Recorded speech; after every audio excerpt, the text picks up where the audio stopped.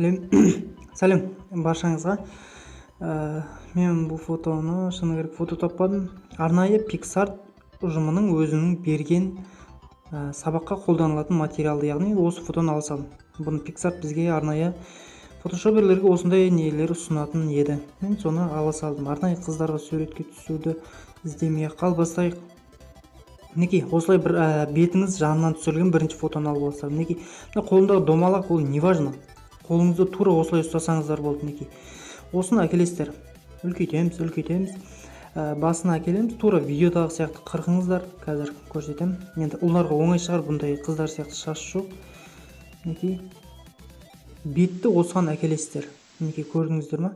Мұрын бәрі шығып тұр керек, көздің жартысы, беттің ана жартысы сәл көптеу шығып тұр керек. Енді видеода соңында көріп түсіне аласыздар. Так, теориясы үлкейтеміз, размерді үлкейтеміз, жан-жағын тез өшіріп тастаймыз да, қазір басына жеткенде теориясы бәрін кішірейтіп, шамалы азайтамыз. Мінекей, осылай өшіріп шығасыздар. Енді дәл осылай пайда болады. Мінекей, көріп жатсыздар. Енді қолдың үстін өшіруіміз керек. Қолды байқасаңыздар, бер жақтағы мінекей 3 саусақты ғана өшіресіздер. Ар жағы уже ол қолдың арғы бетінде, беттің арғы бетінде қалып қойды деген ұғым. Мінекей, көрдіңіздер, қолдың үстін осылай толық ашып аламыз. Мінекей, толық ашылды. Бізде қол енді тағы добавить фото. Енді мінекей, осындай арнайы бұл PNG форматында мен топқа саламын. Мінекей, осыны үлкейтіп аласыздар. Бұл дайын нәрселер. Мінекей, енді иектің астын, ауыздан кейін иек дейді ғой, сол жерді жоғарыны өшіресіздер. Яғни бізде иектен төмен түсіп кетеді көбісіңізде. Осыны өшіреміздер. Тағы да добавить фото.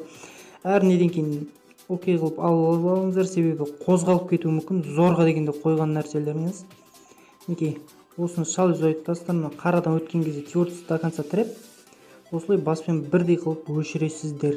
Окей, ана жағында өшіріп, енді ориентировкаға кіріп, яркость бәрін шамалы бетке қарағандағы түсін қарайтамыз.